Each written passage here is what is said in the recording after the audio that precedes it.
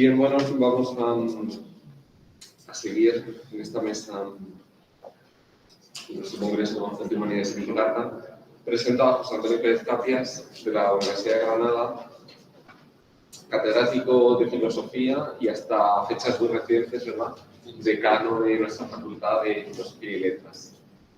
Su docencia e investigación giran en torno a la filosofía de la cultura, la filosofía política y la antropología filosófica. En sus publicaciones se encuentran eco la teoría crítica y la hermenéutica, la metafísica de la alteridad y el pensamiento decolonial. Trabaja sobre filosofías del sur, reactualización de la herencia del barroco y la posibilidad, que es de lo que versa esta conferencia, la posibilidad de un humanismo otro. Algunas de sus obras son, por citar algunas, Internautas y náufragos, de 2003, Del bienestar a la justicia, aportaciones para una ciudadanía intercultural, de 2007, Invitación al federalismo, España y las razones para un Estado plurinacional, de 2013, La insoportable contradicción de una democracia cínica, de 2016, Universidad y humana dignidad, de 2018, y Ser humano, cuestión de dignidad en todas las culturas, de 2019. La conferencia lleva por título una pregunta. ¿Es posible un humanismo otro desde los pliegues del Big Data? Muchas gracias. Gracias a ti. Bien, siguiendo la pauta que nos permitimos, Camilia. Haciendo la mascarilla para mi intervención, porque además estamos también ventilados en este espacio tan grande. Espero que dejen calor por lo que os voy a decir. Que, bueno, ya. Bueno, quedamos helados. No, bueno, espero que sea lo primero. Bien, muchísimas gracias a quienes habéis organizado este congreso, este encuentro, que supone, como en otras ocasiones, ¿verdad?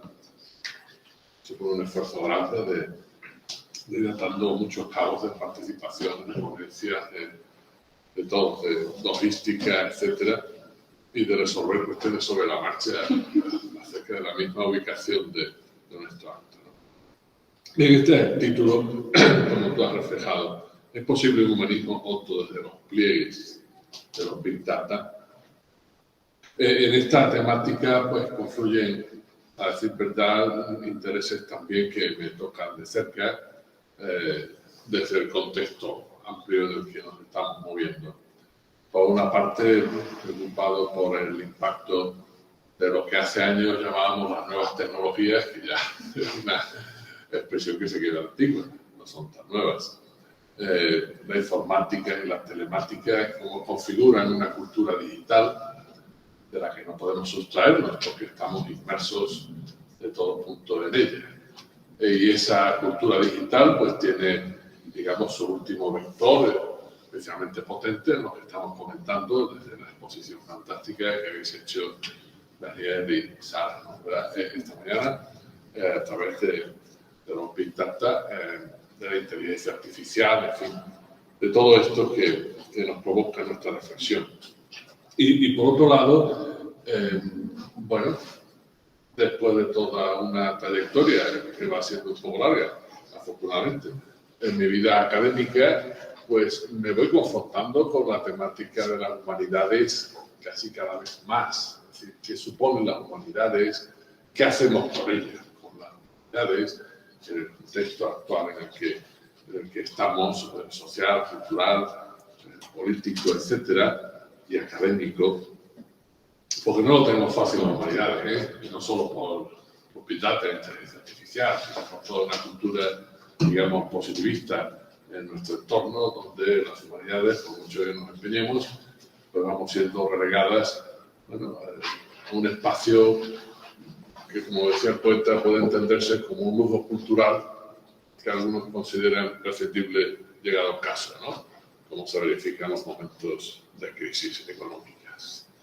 Entonces, la preocupación por la cultura digital y su futuro y cómo nos movemos en ella, la preocupación por las humanidades, y luego, concretando esa preocupación por las humanidades, una cuestión que retomo al cabo de años es qué hacemos con la tradición humanista. entendiendo que la tradición humanista es un vector fuerte de las mismas humanidades. Y me atrevo a sostener que es un vector imprescindible. De suyo hasta el mismo lenguaje, no sé si de manera consciente o inconsciente, deja ver ese vector que considero imprescindible.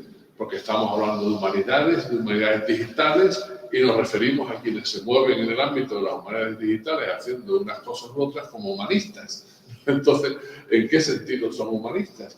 ¿O son humanistas en un sentido comprometido o es solo una etiqueta que nos viene cómoda y por eso la utilizamos, ¿no? Lo que me preocupa, por tanto, será si las humanidades, en tanto que humanidades digitales, siguen siendo humanidades, en sentido fuerte, y si siguen siendo sentidos fuertes, esas humanidades, ¿qué compromiso adquieren con algún tipo de humanismo?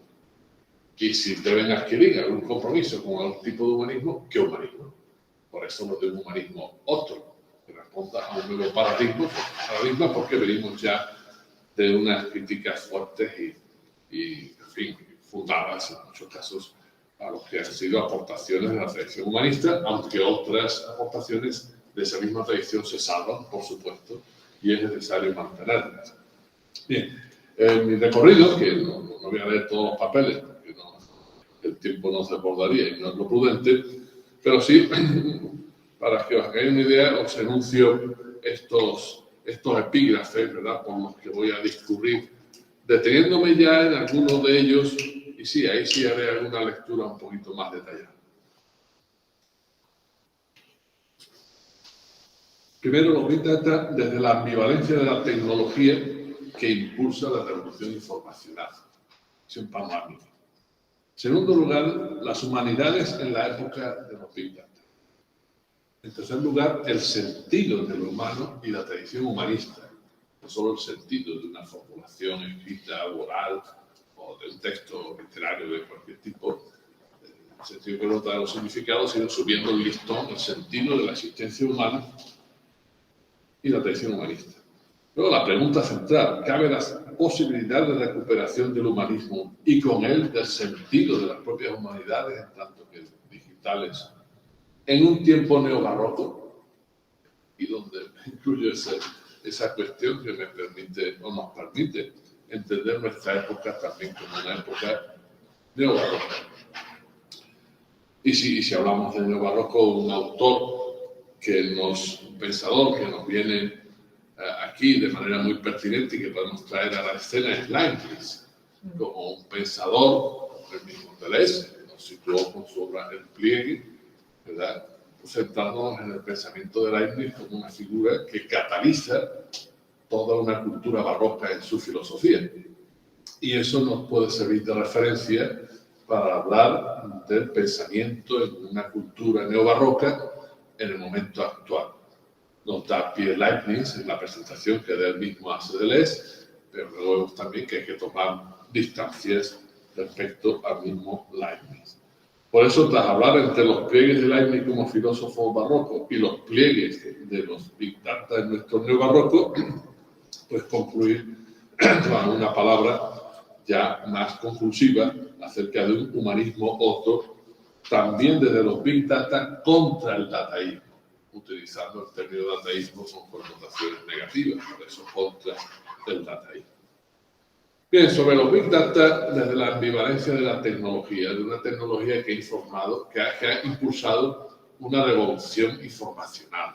Estos ya son temas muy trillados, ¿no?, porque tenemos todos constancia de los cambios que se han producido a todos los niveles, desde las estructuras económicas, los modos de vida, cómo incide todo ello en las dinámicas políticas y cómo se configura una cultura digital, que además, por lo que nos afecta a los que nos dedicamos al ámbito del conocimiento en alguna de sus vertientes, ya el mismo Daniel lo subrayaba esta mañana, pues todo lo que constituyen los recursos informáticos y telemáticos, los Big Data, la inteligencia artificial, como ese vector especialmente potente en la actualidad, pues eso no solo permite almacenar conocimiento y difundirlo, sino que se ha instaurado una nueva vía de producir conocimiento, por tanto, las epistemologías han cambiado, porque el trabajo epistémico es distinto, o encuentra nuevos cauces, y los campos epistémicos además se han transformado e interrelacionado de unas maneras nuevas que incluso hace no mucho tiempo nos hubieran resultado impensables. Bueno, lo que quiero subrayar, sin necesidad de bajar a muchos detalles, porque se alargaría demasiado, es bueno, que todo esto supone una situación muy ambivalente, lo cual no es nuevo en la historia de la humanidad. Desde las técnicas más elementales, cualquier instrumentación técnica y luego tecnológica, porque no es lo mismo exactamente lo técnico que lo tecnológico, pues ha supuesto una situación ambivalente, que puede servir para lo mejor y para lo peor, en términos de un discurso humanista, para humanizarnos o para deshumanizarnos. Y además, no solo una situación ambivalente, sino una situación que desde su mismo origen, de entrada, no es neutral. Es decir, las innovaciones técnicas y tecnológicas han servido siempre, y lo siguen haciendo, a favor de quienes están en una posición de dominio. Dominio económico, dominio político, dominio social o de hegemonía cultural. Y luego el trabajo subsiguiente que nos queda siempre, Azucena acaba de irse terminando de hablar de la resistencia, es qué hacemos para revertir ese dominio. ¿Cómo convertimos una tecnología nueva que en funciones la controlan quienes la pueden financiar, quienes pueden disponer de ella, quienes tienen recursos para moverse ágilmente con todo lo que disponen las nuevas tecnologías en cada caso, como eso, digamos, se cambia de signo. Y pasaría por una fase, o pasa en todos los casos, por una fase de resistencia al nuevo dominio que así se instaura, y luego, pues, cómo, más allá de la resistencia, convertimos eso, digamos, en virtualidades o en potencial de transformación emancipadora, de transformación solidaria, de generación de nuevas relaciones de poder y de todo tipo. Bueno, pues esa es la situación en que estamos. Mariel esta mañana pues recordaba ese título muy expresivo donde todo esto de Big Data se asimilaba a la bomba nuclear. Es decir, pues claro, la potencia por el lado negativo, esa expresión del lado oscuro, pues es tan fuerte como debiera ser en el lado positivo. Por lo tanto, aparece una cuestión de cómo se controla toda esta dinámica que en principio se nos presenta de una manera muy ambivalente.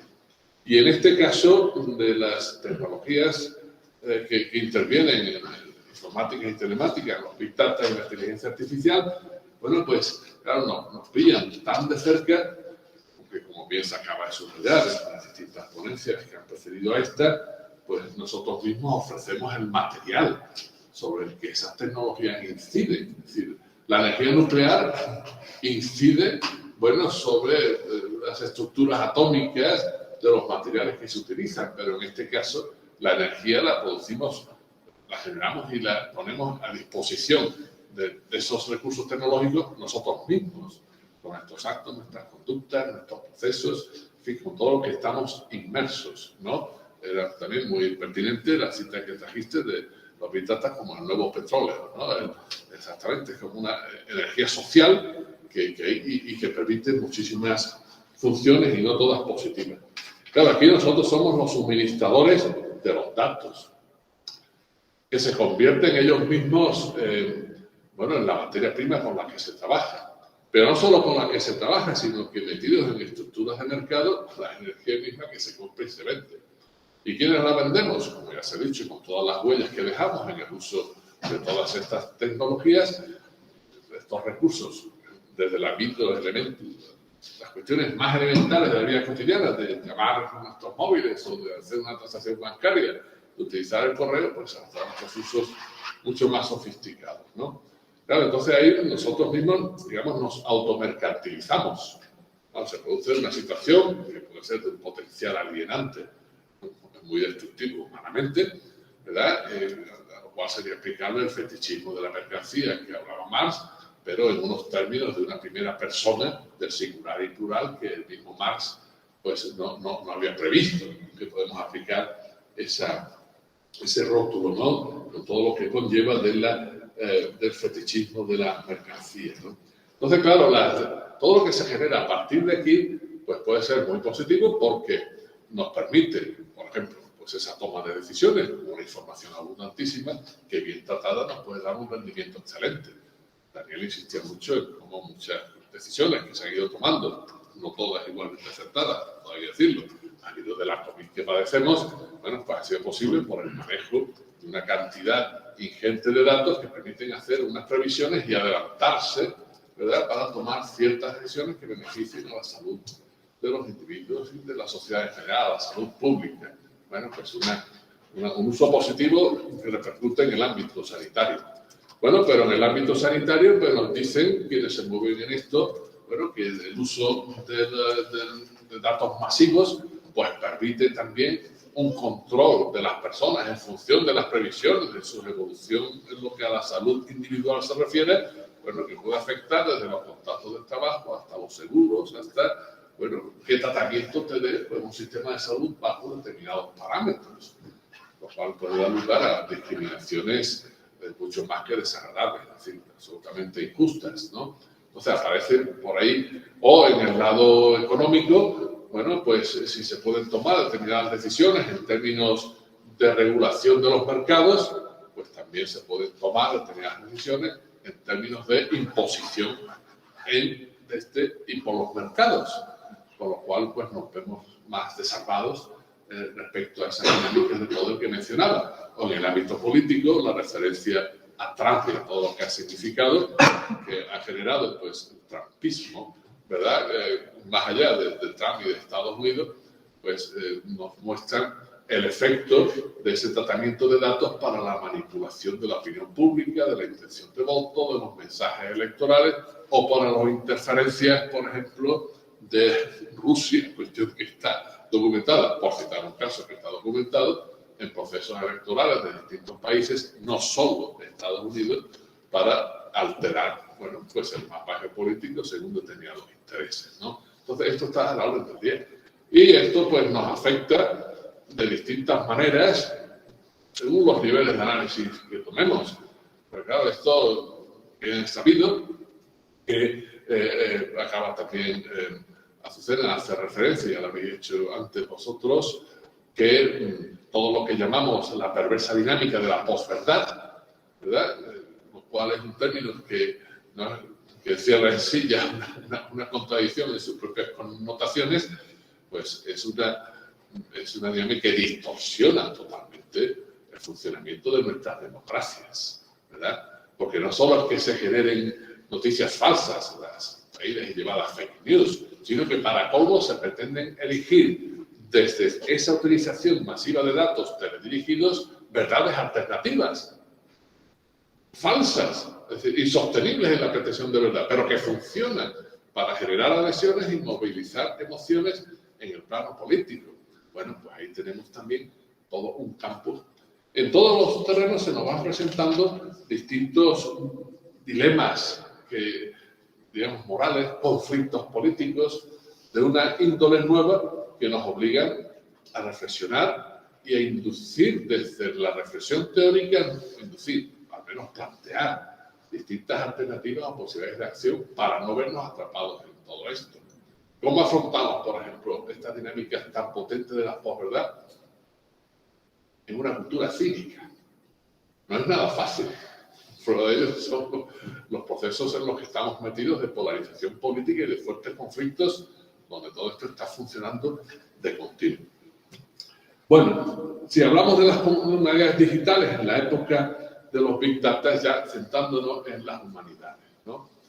Bueno, primero alguna referencia de qué entendemos por humanidades. Es decir, son los saberes acerca de las realidades humanas. Una obviedad que está cerca de ser un truismo. Bueno, la cuestión es que entendemos por realidades humanas las realidades propias de los sujetos humanos, ¿verdad? De todos los puntos de vista, por eso el amplio espectro de las humanidades. Pero para hablar de humanidades, estamos muy próximos cuando hablamos de humanidades de las ciencias sociales, ¿verdad? Pero de las ciencias sociales, a su vez, nos distanciamos cuando hablamos de humanidades, o al menos de ciertas vertientes de las mismas ciencias sociales, cuando insistimos que las humanidades, además de explicar las realidades humanas atendiendo a los datos que podemos tener a nuestra disposición desde múltiples frentes, y facilitando desde ellos contrastaciones empíricas por distintas vías, desde las simulaciones hasta, bueno, verificaciones a un modo mucho más tradicional, medios demoscópicos o los que fueran, las teorías de las ciencias sociales explican esas realidades humanas. Ya tienen que tener en cuenta que esas explicaciones no son exactamente las mismas que las de otras ciencias, porque en ciencia, como la verdad decía Aristóteles, se dice de muchas maneras. Ojo. Entonces, las ciencias sociales, con toda su pretensión científica y su correspondiente legitimidad, explican, pero no como la física, la química, la biología u otros, porque los objetos de estudio son sujetos con motivaciones, con intenciones, que se autocomprenden desde el ejercicio de su libertad, lo teoricen o lo entiendan subjetivamente o vivan de una manera u otra, que cambian los pronósticos en la medida en que los conocen, por ejemplo. En fin, y todo un desarrollo al respecto que es sumamente interesante, tanto desde el punto de vista psicológico como desde el punto de vista sociológico. Es decir, las mismas ciencias sociales tienen que tener en cuenta en sus explicaciones que su objeto es sujeto. Bueno, y esto es lo que en las humanidades pasa a primer plano. Por eso, en todos los saberes de las humanidades, además de explicar, tenemos que comprender y autocomprendernos. Es verdad que si las explicaciones son mejores, la autocomprensión o la comprensión de la realidad humana es más acertada. Es decir, tenemos que tener en cuenta lo que los sujetos escriben y leen, si nos tomamos como referencia el campo literario. Lo que los sujetos piensan y deciden, si tomamos como referencia los comportamientos morales que son objeto de la reflexión filosófica. O lo que los sujetos vivieron e hicieron, o siguen haciendo, si tomamos como referencia los saberes históricos. Entonces, las humanidades en estos campos, los saberes de la comunicación, que entrarían pues la filología, etcétera, en todas sus vertientes, el conocimiento de las lenguas, de las tradiciones literarias, etcétera, hasta los saberes filosóficos acerca de la argumentación crítica, de la manera de afrontar, bueno, desde un punto de vista no solo descriptivo, sino normativo, que podemos y debemos hacer, pasando por todos los saberes históricos acerca de, bueno, cómo recogemos esa memoria desde un presente que va reconstruyendo las mismas interpretaciones de la historia una y otra vez, bueno, hasta la antropología cultural y la geografía, por mencionar otras titulaciones o saberes incluidos en nuestra facultad, de las que nuestra decana sabe también tantas cosas, y todos, muchos de los que estáis aquí, pues entra en juego un factor de comprensión y autocomprensión. Por eso la geografía no es igual que la geología, por eso es una disciplina distinta, porque el paisaje no es la mera naturaleza en bruto. Bien, entonces, a través de todos esos saberes, de sus explicaciones y su comprensión, ¿qué sentido se articula? Pues esa es una cuestión que tenemos que respondernos. ¿Y qué sentido articulamos hoy cuando las humanidades se transmutan en humanidades digitales? Porque al transmutarse en humanidades digitales, bueno, pues no solo es que las humanidades utilicen los recursos digitales, sino que tienen que afrontar lo que ocurre en la cultura digital, con todos estos procesos, incluidos, por supuesto, los de Big Data e inteligencia artificial, y que cambian nuestras realidades, replantean nuestro sentido. Por ejemplo, si nuestra cultura pues no solo ha tenido cambios estructurales en lo económico, sino cambios tan profundos como los que nos llevan a formular como situación de nuestra cultura un nihilismo muy extendido, porque las coordenadas en las que construimos sentido en tiempos pasados han desaparecido.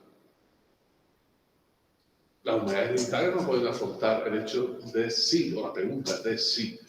Todo esto de la inteligencia artificial, los Big Data, todo lo que ocurre en la cultura digital, incrementa por qué y cómo el nihilismo en el que estamos inmersos. Sí.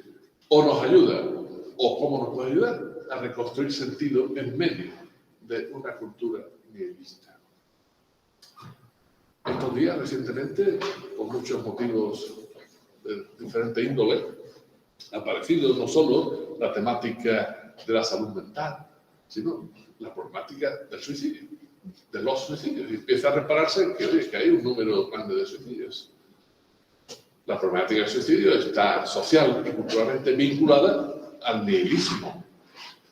Claro, normalmente no se suicidan personas que viven su existencia con una fuerte convicción de sentido. Mientras que cuando el nihilismo se hace mucho más fuerte, pues aparecen ese tipo de problemas. Entonces, las humanidades digitales tienen que afrontar no solo qué hacen con todo lo digital en cuanto a mediación, sino cómo se sitúan respecto a lo digital cuando lo digital opera como mediatización. Los términos se parecen, pero indican lo mismo, ¿no? La mediación es lo que nos permite transitar de una cosa a otra, lo que nos permite operar como puente. La mediatización se convierte en un obstáculo. Entonces, las humanidades digitales tendrían que responder o afrontar la cuestión, bueno, todo lo digital, y en este caso todos los big data, esos datos masivos que utilizamos, ¿contribuyen o no contribuyen a la humanización?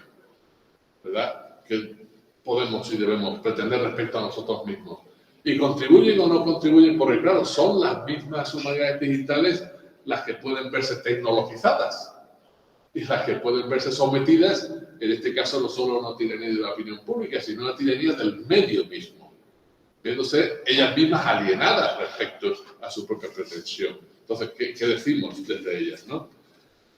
Bueno, pues una pincelada sobre el sentido de lo humano y la tradición humanista. Porque claro, puestos a recoger ese humanismo por parte de quien piensa, como en mi caso, de que si hablamos de humanidades, para que eso sea consistente, es decir, no contradictorio, las humanidades tienen que hacerse cargo de la tradición humanista y no solo en un ejercicio de memoria de lo que ocurrió en el pasado, como si visitáramos el Museo de la Historia, sino porque necesitamos humanismo, algún tipo de humanismo en nuestra cultura actual. Bueno, puede ser objeto de discusión, obviamente, pues bueno, ¿qué repaso podemos hacer? Así, una gran pincelada para saber qué recoger de esa tradición humanista a la hora de replantearnos cómo configuramos humanidades y humanidades digitales que se hagan cargo del humanismo y lo asuman con voz propia, ¿no?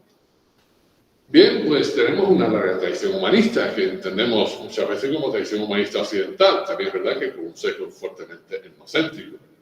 De esa tradición humanista hay quienes han señalado en la contemporaneidad que efectivamente Occidente nos debe acaparar lo que se entiende como una tradición humanista.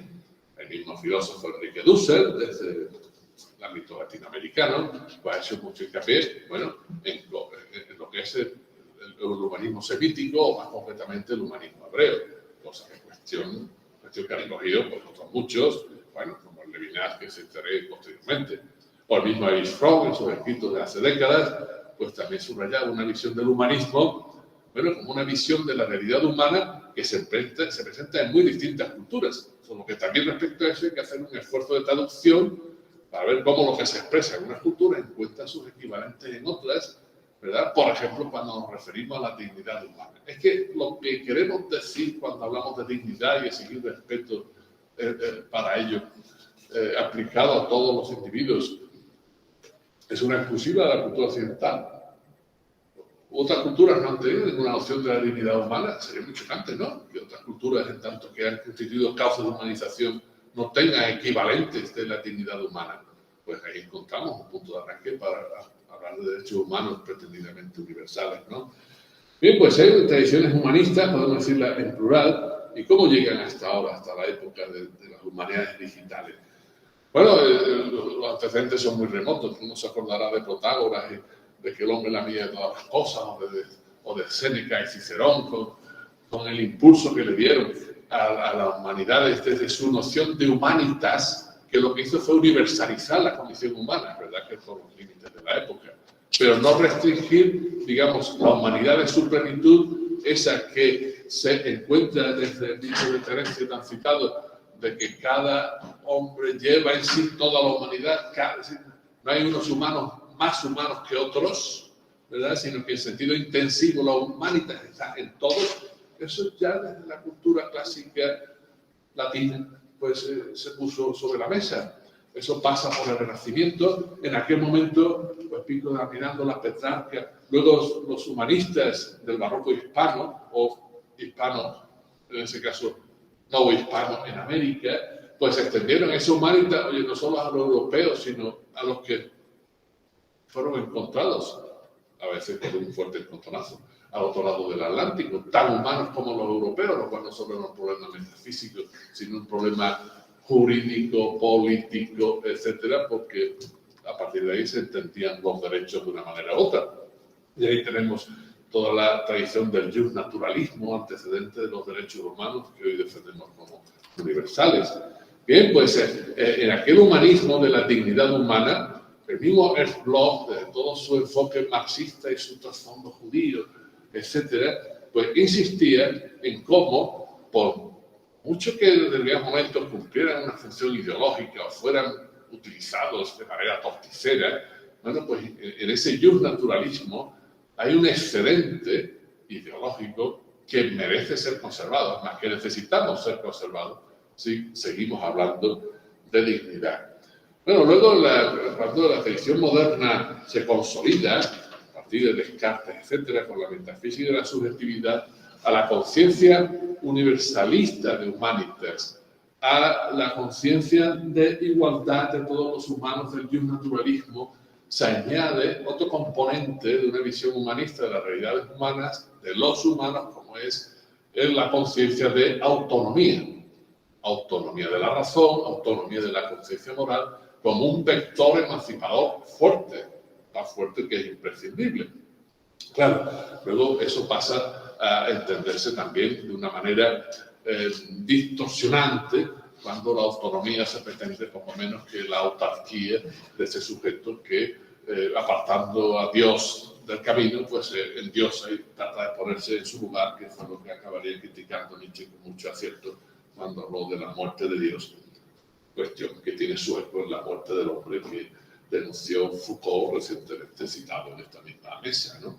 Claro, ese humanismo es que, precisamente por afirmación de esa autonomía, en Feuerbach se pasa a formular en términos ateos y desde ahí recogido por Marx, que se mantuvo en toda su trayectoria, a pesar de lo que diga Althusser, en una posición de fondo humanista, ¿verdad? Porque si no, no se sostiene la crítica de la alienación en las mismas páginas del Capital, ¿verdad? Bueno, pero ese humanismo es el que pasa a ser criticado, claro, y con buenas razones, con razones sólidas, porque un humanismo que pasó a aliarse en una concepción muy fixista de la condición humana, como si estuviera, por lo tanto, que no se tocaba fácilmente con las teorías evolucionistas, que pasó a tener unos componentes aliados a una concepción del sujeto fuerte que no se correspondía con la finitud humana misma, o a concepciones muy individualistas, como comentaré al hilo del mismo Leibniz, o, por supuesto, una visión muy etnocéntrica de lo humano, en términos de eurocentrismo, o un humanismo que luego jugaba con trampa, cuando por un lado había discurso naturalista y por otro se justificaba la esclavitud y se consentía, en términos además aupados por un racismo, ¿verdad?, que legitimaba todo lo que acompañaba, pues, al extractivismo y a la explotación colonial, ¿no? Entonces, claro, las críticas al humanismo y a la función ideológica que cumplen los humanismos en determinados momentos históricos, como todo, nada se ha librado de verse atrapado por mecanismos ideológicos. Y puede seguir ocurriendo, y sigue ocurriendo de hecho, incluido en los militares. Entonces, ante esos mecanismos del encubrimiento, pues claro, la crítica se hace fuerte y pasa a configurar un frente antihumanista, sea desde el estructuralismo de Althusser, sea desde la crítica al sujeto de Foucault, o sea desde otros planteamientos positivistas de cuño cientificista, etc. ¿Cómo recuperar el humanismo si consideramos que es imprescindible para las humanidades, ¿verdad? Cuando además esa crítica, digamos, anti-ideológica a los motivos fundados de encubrimiento que acabo de mencionar, pues se señalan dos elementos o dos cuestiones fundamentales que han quedado ocultas en la misma conciencia en general de la modernidad y del humanismo moderno en particular, si se quiere. Pues es que, pues ha dejado o ha mantenido un punto ciego para su occidentalismo, ¿verdad?, para su patriarcalismo, ¿verdad?, y para una determinada visión de lo humano que no lo ha hecho capaz a ese humanismo de tener la potencia suficiente para hacer frente a las diversas maneras de presentarse en las dinámicas de dominio. Y además, para que los humanos se sitúen en un punto, digamos, de un antropocentrismo entendido de manera tal, bueno, que es lo que ha dado lugar a un dominio sobre la naturaleza, donde junto al otro orillado u oprimido o explotado, otro u otra, se añade lo otro de la naturaleza totalmente expoliado y maltratado, ¿no? Bueno, ¿cabe la posibilidad de recuperar humanismo? Bueno, pues eso es lo que trato de demostrar en una defensa de las humanidades, que tienen que asumir lo que suponen las humanidades digitales y de reforzar pues, un componente no solo ético, sino epistémico. Sobre lo epistémico ya se apuntaba esta mañana y lo habéis dicho de una manera muy certera cuando os habéis hablado de que, bueno, los datos por sí solos, ya lo decía Bacon en siglos atrás, Francis Bacon, ¿no? Es decir, que los métodos inductivos, pues, valen para lo que valen, para abrir un campo, pero a base de inductivismo no resolvemos nada. ¿Cómo orientamos la misma búsqueda de datos? ¿Cómo sabemos cuáles son los relevantes y los no relevantes? ¿Cómo nos orientamos al respecto? Entonces, las humanidades tienen que asumir esta función, por supuesto, respecto a ellas mismas. Bueno, y digamos, toda ciencia se mueve desde su propio campo y sus propios criterios, pero, en fin, la cuestión es que en ese trabajo interdisciplinar o transdisciplinar, pues vayamos abriendo camino a un diálogo también epistemológico correlativo al diálogo que es exigible en términos morales y en términos políticos, bueno, para que ese tratamiento de datos que ahora no solo se nos suministra, sino que generamos de manera masiva, esté orientado en cada caso, como se acaba de señalar en los debates a posteriori de vuestras intervenciones, sean en una escala u otra, ¿no? Eso es importante que lo tengamos en cuenta en este caso. Bien, en este caso además, y solo una pincelada sobre el neobarroco, es importante porque se trataría de recuperar humanidades y humanismo en una época neobarroca. Y esto de traerlo al neobarroco no es por ningún afán de erudición, sino porque mirando hacia el pasado, viendo lo que ocurrió en la época que llamamos barroca, es decir, desde finales del siglo XVI hasta finales del XVII, comienzos del XVIII, encontramos ciertas similitudes con lo que ocurre ahora. ¿Qué ocurría? Pues la colisión entre dos mundos y el vacío que se abrió en medio de ese choque. Colisionaba lo que quedaba del mundo medieval, de esa visión de cristiandad teocéntrica, ¿verdad? Y el nuevo mundo moderno que emergía, secularizado, de la ciencia moderna, del protocapitalismo, de los estados que se iban dotando de monarquías absolutistas, en medio de una transición renacentista que pone en juego no solo una visión del hombre antropocéntrica, pero un hombre a su vez descentrado en términos cosmológicos, ¿verdad? Y eso produce en aquel momento pues, un escepticismo muy fuerte. Y aparece la problemática de cómo resolver ese escepticismo, cómo recuperar sentido cuando se duda de todo. Y aparece la figura de Descartes con la duda. Pero, en fin, aparece en un contexto donde la duda era como hoy en día, ¿no? Incluso con manifestaciones patológicas desde el punto de vista psicológico. Y aparecen nuevas maneras de pensar, de construir pensamiento, de escribir, de producir literatura en el barroco, donde ya la solidez del sistema teológico anterior pues no es posible, porque incluso, como se ha dicho, el mismo Dios es ausente, y esa misma ausencia, ¿verdad?, ante ese vacío de sentido produce una gran melancolía a la que muchas veces no es fácil sobreponerse. Incluso aparece en Gracián una nueva figura del héroe haciendo frente a esa situación melancólica. Bueno, pues en tiempo de los nuestros, pues no solo encontramos situaciones parecidas, sino que, claro, es que es el resultado de esa dinámica que se generó hace siglos y llega hasta hoy, ya no solo como moderna, sino la crisis de la modernidad. La crisis de la modernidad anticipada por Nietzsche, que se va gestando en el siglo XX, que tiene, bueno, las afirmaciones de barbarie de los totalitarismos del siglo XX y demás, bueno, pero que se va consolidando, ¿no? Y se va expandiendo. Crisis del sujeto, crisis de una razón que se entendía fuerte, crisis de una visión de la historia bajo la mitología del progreso, crisis de los estados sometidos al mercado, crisis cuando nos vemos, digamos, con una tecnología, con unas tecnologías muy fuertes en las manos, pero que se nos escapan como al aprendiz de brujo cuando no podemos controlar qué hacemos con esa tecnología en función de objetivos bueno, dicho en terminología humanista, de humanización, objetivos de emancipación, objetivos de justicia, objetivos de un trato equilibrado y distinto con la naturaleza. ¿Cómo reconstruimos todo eso? Es aquí donde, si eso ocurría en el barroco, y Leibniz en el barroco fue una figura singular, ya no en la primera modernidad hispana del barroco, bueno, hispano-portugués o indo-hispano por el lado americano, porque claro, en el lado americano el barroco no solo trataba de resolver la confrontación entre un mundo de la cristiandad que se quedó atrás y el mundo moderno que emergía, sino entre el mundo europeo que llegó y el mundo indígena que fue aplastado. El choque, si cabe, es mucho mayor, con lo cual los componentes de resistencia del ezo barroco adoptan un perfil nuevo y distinto, como mostró el filósofo ecuatoriano mexicano Bolívar Echeverría muy bien. Pero del lado acá europeo, Leibniz es autor representativo de ese barroco. En este caso resulta una figura especialmente atractiva porque es un momento de catalización de ese intento de nuevas respuestas. No desde un ethos de resistencia, sino un ethos muy conformista, todo hay que decirlo, ¿no? Recogiendo los planteamientos, por ejemplo, de José Antonio Marabal, cuando estudia el barroco, o de Emilio Orozco, etcétera, más próximo a nosotros, ¿no?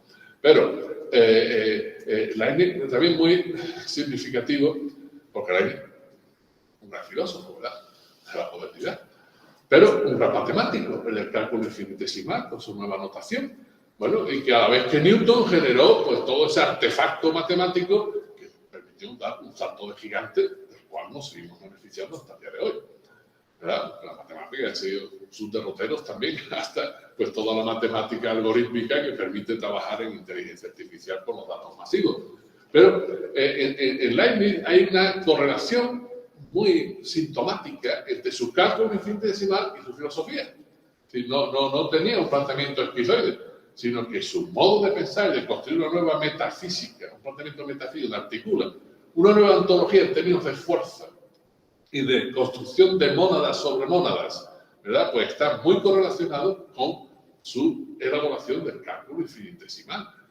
Bueno, en función de ello, pues claro, desborda a Descartes, tanto desde el punto de vista de las matemáticas como desde el punto de vista de la metafísica, aunque sea heredero de Descartes.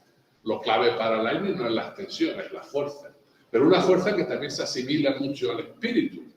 Por lo tanto, la división de la realidad en dos mundos no es tan rígida como el dualismo cartesiano, ¿verdad? Lo cual fue después retomado por Hegel, que considera a Leibniz una figura de especial relevancia en cuanto a antecedentes suyos. En fin, iba a leer las páginas sobre Leibniz, pero no me puedo permitir a las 2 de la tarde. Pero las páginas sobre Leibniz que yo he escrito, ¿vale? Brevemente, sintetizando, entre otros, el estudio magnífico, en fin, aunque durillo de leer, como todo, de Deleuze sobre Leibniz, ¿no? Pero Leibniz construye toda una visión, donde esa gran monadología, claro, esa visión nueva de las realidades como sustancias, ¿verdad? A diferencia de una sustancia única que todo lo abarca y queda siendo manifestación o modo suyo, como en Spinoza, con el cual se relacionó, pero con un antagonismo muy fuerte, pues hay multiplicidad de sustancias, cada una de ellas mónadas, cada una tiene su visión de la realidad, su perspectiva, su punto de vista, de una realidad que ninguna mónada abarca desde ella misma, ¿verdad? Entonces, es una realidad que en todos sus pliegues y repliegues, según la visión de las distintas mónadas, y los individuos humanos también son entendidos, obviamente, como mónadas, pues es una realidad donde rige el principio de composibilidad, es decir, una realidad en la que todo se articula y todo funciona porque es una realidad en que lo posible se ha articulado de la mejor manera. Entonces, el principio ontológico de la composibilidad tiene que ir aliado con el principio teológico de la armonía preestablecida. Gracias a Dios, literalmente, ¿no? Entonces, su planteamiento es claramente teísta, por eso escribe la Odisea, porque además trata de salvar el sentido y el sentido de la existencia humana en el mundo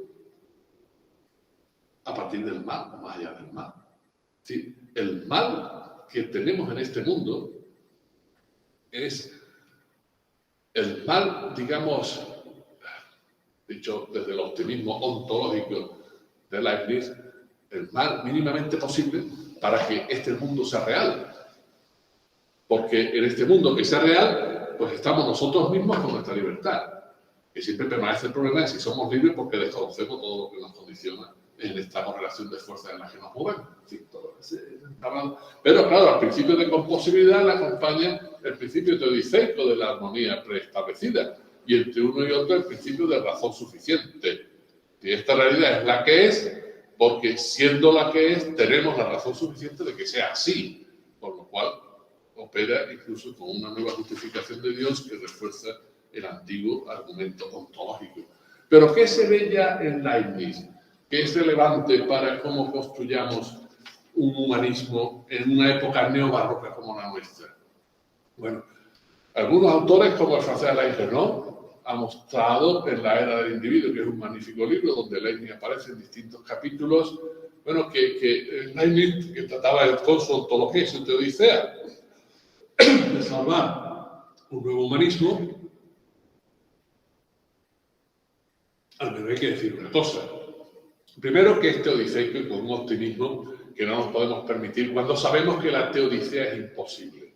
Si nuestra razón finita no puede llegar, ni mucho menos, a justificar el mal, ni recurriendo a la existencia de Dios, porque no hay demostración alguna que pase respecto a la existencia de Dios. Y segundo, porque el humanismo, aparte de teodiceico, es tremendamente individualista, ¿verdad? Por su misma concepción monadológica. Con lo cual, claro, eso redunda mucho, pues en ese atomismo individualista que ha acompañado tan fuertemente a la tradición liberal hasta el neoliberalismo actual, ¿no? Con lo cual no nos sirve por ahí. Hay límites de Leibniz que nos distancia de él. Pero por ese mismo individualismo es interesante ver cómo muchas de las críticas que se hacen al humanismo, como su individualismo, su determinada visión antropocéntrica, etcétera, pues el mismo Leibniz, que por una parte apuntar al humanismo que pudiéramos necesitar, contribuye a los factores en virtud de los cuales el humanismo moderno es criticable.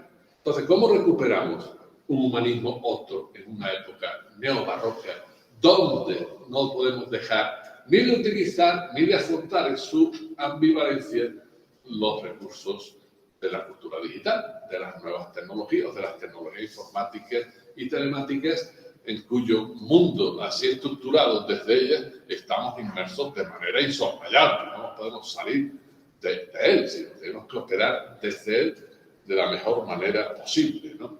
Bien, yo sostengo y esto inspirado por el pensamiento colonial, cuando dice que hay que ir a un paradigma otro para pensar pues, la relación entre culturas distintas, para sostener más planteamientos emancipadores, para salir de nuevos neocolonialismos, redundante la expresión, neocolonialismos en los que actualmente pues sí, estamos unas veces metidos y otras veces viéndolos en nuestro mundo, cómo se reconfiguran en distintas escalas geopolíticas. Bueno, necesitamos un paradigma otro, que por otra parte es a lo que apunta Boaventura de Sousa Santos, porque ayer, en fin, le dimos ya vía libre a su investidura como honoris causa de nuestro claustro, pues lo que Sousa Santos apunta cuando habla de epistemologías del sur, ¿verdad? Claro, cuando Sousa Santos, como él nos ha dicho incluso en la entrevista que tuvimos en el Intelectual de su memoria, pues trata también de salir de un planteamiento que solo sea anti o post, porque hemos hablado del antihumanismo, pero también hay anticolonialismo, obviamente, y casi en paralelo. Hay postcolonialismo, hay posthumanismo, pero claro, Sousa Santos con buen criterio dice, no nos podemos quedar solo en el anti, porque ¿cuál es la propuesta que se le sigue al anti? Si no, nos quedamos ahí bloqueados, ¿no? Pues, bueno, pues una propuesta, digamos, constructiva, desde un nuevo paradigma, que por otra parte, como ocurre cuando cambia el paradigma, eso no significa que todo lo que estaba anteriormente bajo el primer paradigma quede desechado. Hay que aplicar un filtro crítico para dialécticamente, en el mejor sentido de dialéctica, ver qué conservas cuando has negado lo que era negativo, ¿verdad? Es decir, que tras la negación de lo negativo, ¿qué has conservado como válido? Lo que Bloch, que citaba antes, entendía como el excedente cultural, o como el mismo Marx, cuando, en fin, hablaba de la superación del capitalismo, no pretendía volver al feudalismo, sino pasar a, digamos, a una situación distinta donde los objetivos emancipadores fueran viables, ¿no? Pues ¿cómo planteamos esto respecto al humanismo? ¿Cómo construimos un humanismo otro? Claro, un humanismo otro que tiene que ser respetuoso con las realidades individuales, obviamente, por ejemplo, pero no individualista. Un humanismo otro que no puede ser etnocéntrico. Es más, tiene que ser antietnocéntrico. Que no puede ser patriarcalista, que tiene que ser feminista. Que no puede ser antropocéntrico en el sentido en que el hombre con su voluntad de dominio se ha sentido dueño y señor de la misma naturaleza a la que forma parte. Y eso estamos viendo que nos lleva a una situación de destrucción en la que la supervivencia de la propia humanidad pues se verá en peligro. La Tierra seguirá dando vueltas, pero que sea sin humanos no es una hipótesis que no sea plausible en ningún caso imaginable, ¿verdad? Entonces, ¿cómo construimos este humanismo? Bien, pues esta es la tarea a la que nos vemos confrontados. Levinas, por ejemplo, al que mencioné antes, la pista cuando habla de un humanismo otro, ¿verdad? Desde toda su metafísica de la alteridad, que igualmente es un planteamiento metafísico elaborado ya en la crisis de la metafísica, como un nuevo paradigma metafísico. Entonces, pues claro, porque una pregunta filosófica que al hilo de esto es ineludible, ¿es posible un humanismo sin un componente metafísico o sin un núcleo metafísico? Yo sostengo que no. Hombre, si alguien me dice, ¿qué metafísica? Bueno, va a ser la metafísica del mundo repogativo, pero es que ni siquiera la moderna. Hace falta una metafísica otra, distinta a la metafísica de la alteridad, que se ve interpelada, ¿verdad?, en la misma construcción de la autonomía del sujeto desde la prioridad ética del otro que exige justicia, y donde la puerta de entrada a la reflexión metafísica, que tiene su núcleo en la cuestión del sentido, y si se aborda la cuestión del sentido, entramos en el discurso metafísico, pues esa sea pues esa metafísica de la alteridad. Y desde ahí construir pues un humanismo otro que, siendo anti-individualista y todo ello, todo lo que he dicho, antipatriarcal, anticapitalista, anticolonial, etcétera, bueno, hay un punto que yo trataría de salvar, dos cuestiones. Pues claro, es curioso porque en muchos casos, claro, autores y autoras que se sitúan en una posición de poshumanismo, a la vista de toda la crítica antihumanista, pues luego llega un momento en que se ven inducidos a reconocer que del humanismo del todo no pueden prescindir. Uno de los casos más relevantes al respecto nos lo he encontrado en los escritos de Rossi Braidotti, El conocimiento poshumano, y en su otro libro sobre el poshumanismo. Es decir, y ella misma, en un alarde de confidencia, de biografía filosófica, lo reconoce. Creció en el antihumanismo, en la crítica al humanismo, se sitúa en el poshumanismo, pero no. Y acaba hablando también de cómo hacer para retener alguna herencia indispensable del humanismo para hablar de sujetos. Oye, qué casualidad, tiene que hablar de sujetos. Porque si no hablamos de los humanos en nuestra condición de sujetos morales, ¿qué hacemos? ¿Cómo tenemos nuestra libertad y nuestra responsabilidad? Bueno, pues ahí se sitúa Braidotti, que yo creo de manera muy comprensible. No comparto que sea tan comprensible cuando insiste en un lenguaje que utiliza la categoría de lo poshumano. Pensar en un conocimiento poshumano me parece una contradicción en los términos inasumibles, ¿no? Porque ¿quién sería el sujeto de ese poshumano? Pero bueno, eso ya es otra cuestión. Entonces nos es necesario ese humanismo en la época de las humanidades digitales para tratar con todo lo que supone la cultura digital en su conjunto y desde luego para barajar toda la ambigüedad y ambivalencia de la digitalización en términos de Big Data e inteligencia artificial. Subrayaría un par de puntos más, si me lo permitís a estas horas. No renunciaría al antropocentrismo. Porque si renunciamos al antropocentrismo, ¿qué hacemos con el sujeto de responsabilidad? No hay otro en nuestro mundo. No hay otro. Podemos hablar de los derechos animales, si queréis. Pero los derechos animales son responsabilidad nuestra, no de los animales. La cuestión es que distingamos, seamos inteligentes a la hora de matizar y no utilizar la brocha gorda. Antropocentrismo es que lo ha habido de dominio de la naturaleza y de los otros y de las otras cuando el antropocentrismo ha sido androcentrismo.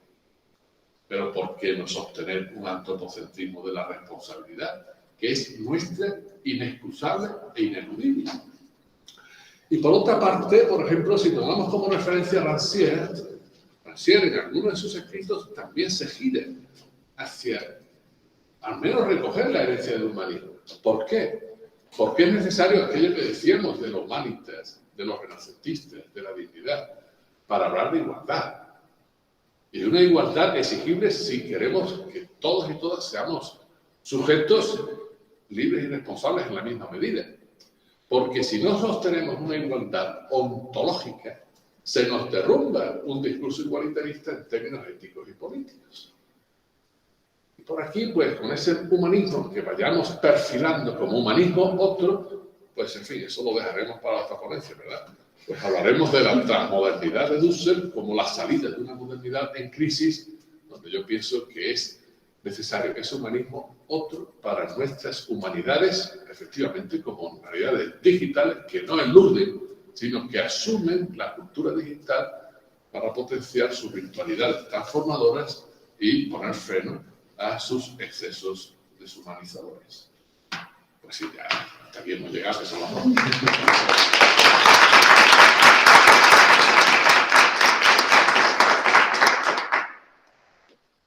Si alguien tiene una pregunta o un comentario. Sí, como esa sucede por escrito. Sí, Ana. Madre mía, qué bestia, ¿no? Todo lo que has dicho, bueno, son muchas cosas, bueno, por supuesto felicitarte, pero me he quedado con dos cuestiones. La primera, entonces, si he entendido bien, ha recogido esta propuesta de Boaventura, y dice, bueno, tenemos que trascender lo anti, ¿no? Lo post. Tu propuesta es lo trans, ¿no? Es decir, la trans, o sea, pensar desde ahí, ¿no? O sea, no sé si has terminado con la transmodernidad, sí. porque ahí en el neobarroco también está todo el tema que expreso yo desde mi molino, ¿no? Del transbarroco, que ha sido como muy utilizado en el campo cultural y literario de Cono Sur, pero no sé si estabas pensando, o para ti una de las posibilidades está en lo trans, esa es una cuestión. Y la segunda cuestión, claro, has abierto también la ventana a lo de colonial, ¿no? Yo justamente también he puesto el énfasis en eso, ¿no? En la lectura feminista o de colonial o irónica o paródica que no puede hacer la máquina, que no puede hacer el algoritmo. Pero claro, una de las paradojas que, bueno, yo no he podido desarrollar en mi ponencia, pero que estoy pensando es justamente cómo lo de colonial en este ámbito solo es posible desde la Academia del Norte, porque solo del Norte como categoría política, porque solo desde el Norte podemos utilizar, tenemos las condiciones materiales para el uso de métodos computacionales, para el uso del Big Data. Entonces, claro, ahí sobreviene una paradoja fatal, ¿no? Y esto además me he dado cuenta justamente al hacer la cartografía de la producción académica que se hace sobre humanidades y Big Data, viendo todos los libros y, o sea, porque no solo el hecho de los literarios, sino de las humanidades, no solo están en inglés y en francés, sino es que lo poquito que hay en español también está dentro de la academia o en España o dentro de las academias o de las universidades privadas de Canadá, de Chile o de Virginia Tech, ¿no? En Estados Unidos. Sí. Eso también salió esta mañana, creo que de manera, bueno, también como comentabas, pues, o el canon, y quien tiene fuerza para establecer un canon práctico, aunque no utilice un discurso normativo para legitimar. Luego la compañera que habló de la producción, etcétera, pues mencionó efectivamente como el mundo anglo, concretamente todo el espacio de las redes sociales y Internet, todo lo que supone el mundo de Big Data y de inteligencia artificial, pues tiene una potencia fuerte, fortísima, en virtud de la cual reproduce esquemas neocoloniales a escala planetaria actualmente.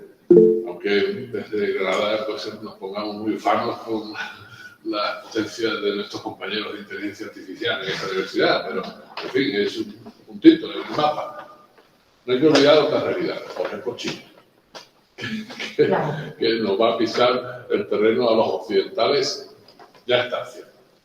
Y luego, desde las epistemologías del sur, es decir, las epistemologías del sur, justamente tratan de responder a eso que acabas de describir, porque están, digamos, reivindicando el papel de las epistemologías que han sido brilladas, que han sido colonizadas, pero no solo la de las culturas indígenas, sino que el mismo Boaventura pues habla de esas situaciones semiperiféricas en las que ahí estamos Portugal y España, por ejemplo, en el mismo entorno de la Unión Europea, por no mencionar ese otros también, ¿verdad? Que tenemos que hacer valer, pues bueno, nuestros recursos para situarnos en ese mapa y para salir de los mecanismos coloniales tan sutiles, porque claro, este no es el colonialismo de ocupación territorial.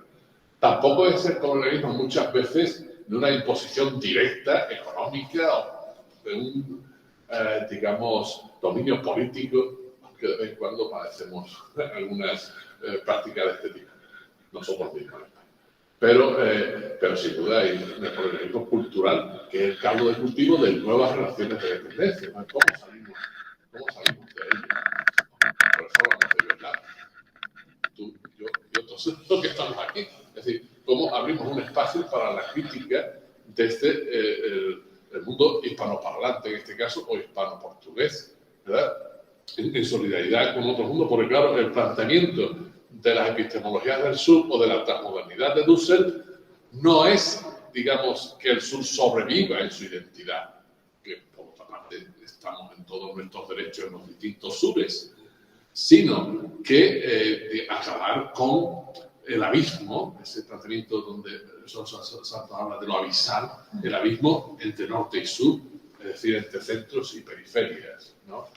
Es ahí donde está la cuestión. Y cuando hablo de transmodernidad Dussel, pues es también respuesta a sus diálogos con Apple, desde la escuela de Frankfurt Apple, en su segunda generación, o Habermas, pero claro, a ellos lo que le hace saltar en este punto es una expresión como la de Habermas, que en su momento, hace 20 años o 30, pues tenía más sentido cuando se empezó a hablar de posmodernidad y Habermas dice, bueno, que bueno, estamos en una modernidad inacabada. Como Otto Giddens, pues a una segunda modernidad, como Beck, a una modernidad distinta, utilizan distintas formulaciones, y Dussel dice, no, desde los sures y desde nuestro sur, la cuestión no es que se prolongue la modernidad, sino una situación distinta, transmodernidad. Todavía el término podemos considerar que resulta insuficiente, porque claro, transmodernidad es pasemos por la modernidad, pongamos el filtro crítico de la modernidad a ver qué queda. Y en ese sentido, en ayuda de un planteamiento como este, de un humanismo a otro, o de un paradigma a otro, pues vienen autores tales como Achille Mbembe, cuando en su crítica de la razón negra asume explícitamente la necesidad de un nuevo universalismo humanista, con todos los contrapesos y con todos los factores críticos que pongamos, pero porque es que además, si no tenemos este trasfondo de un humanismo otro, donde la pluralidad de los humanos desde nuestras diferencias, penando y erradicando desigualdades, nos podamos reconocer desde qué plataforma común nos entendemos. ¿Cómo articulamos un lenguaje intercultural si no tenemos unos elementos que podamos elaborar, digamos, en un cauce no etnocéntrico de una visión humanista gravitante sobre la dignidad humana, por ejemplo? Bueno, pues ese es el fondo de la cuestión. Bueno, yo iba a decir exactamente que era este también me ha gustado muchísimo porque realmente es un panorama muy amplio y va a hacer la misma cuestión y solo quería añadir algún matiz más. Con respecto al norte y al sur, a ver, uno de los problemas principales es que mientras el sur solo sea proveedor de datos para que el norte los analice, creo que no hay solución posible. O sea, el sur tiene que ser soberano de los datos. Eso significa que las herramientas que se producen en el norte deberían ser de acceso abierto y además producidas también por el sur, y que el sur pudiera ser eso, soberano de sus propios datos. Porque al final lo que ocurre es que analizamos hemos resignificado el Global South, pero desde el norte, y aunque seamos iberoamericanos, pero bueno, seguimos trabajando con fondos nacionales españoles o fondos europeos, o los latinoamericanos que están en universidades europeas o norteamericanas, pero la voz de los latinoamericanos que están en América Latina, esa voz está invisibilizada y solo son eso, ¿no? Una cantidad de datos para que el resto hagamos nuestros análisis. Y para mí eso es lo principal, porque luego es muy difícil luchar contra todos estos, ¿no? Tipo Amazon, Google, Facebook, Apple, Microsoft, que controlan todo. Así que nosotros de alguna forma tenemos que ser eso, ¿no? Soberanos de los datos. Sí, estoy totalmente de acuerdo. Perdona que hice referencia a ti, pero es que no te había visto. No, es que se me quedado sin batería y entonces para... A ti tampoco hay enchufes. Bueno, Quería tomar notas de lo que ibas diciendo. eso forma parte de nuestra periferia académica. Las condiciones materiales. No, pues me alegro mucho de los subrayados, ¿no? Porque eso conecta con lo que dije antes de que las tecnologías hay que arrebatar el control a quienes lo tienen, ¿no? Y eso es un hecho que, como se han desarrollado estas tecnologías, claro, luego resulta que, en verdad, el mundo da muchas vueltas y habrá que ver cómo se produce esa recuperación o ese logro de soberanía sobre los datos, es decir, de control para que otros no lo ejerzan con voluntad de dominio. Efectivamente, además. Por eso es importante, dicho en términos políticos, las políticas de alianzas, incluso en el campo académico. Porque no nos pensemos, vista la experiencia latinoamericana, o del pensamiento en español, o de los que escribimos y hablamos en español, aunque utilicemos otras lenguas en otros contextos, que nuestra situación en España es muy distinta. No, es básicamente la misma que los latinoamericanos en términos académicos y de políticas culturales. ¿Por qué? Porque cuando se rastrean el español, pues, hombre, podemos tener una ventanita un poquito más grande por donde se nos vea, pero no es muy diferente a como está otro. Por eso es importante, pues, este tipo de alianzas. Hombre, algunos nos tomamos muy en serio, bueno, perdonad la autorreferencia a mi dedicación académica, en las materias o asignaturas que doy en grados y posgrados, hablar de las filosofías del sur. Bueno, y vengo de una tradición pegadita a la escuela de Frankfurt, a Horkheimer, Adorno, una tradición que viene de Marx, a todo esto, pero está muy bien, pero si no hablamos de la filosofía del sur, nadie lo va a hacer por nosotros. Y si no hablamos filósofas y filósofos, como literatos o literatas, gente de humanidades del sur, pues nos seguiremos dedicando a hacer traducciones o a estudiar los datos que producen otros, con lo cual nuestra posición seguirá siendo subalterna en un régimen de dominio. Estoy absolutamente de acuerdo. Bueno, pues nada, gracias.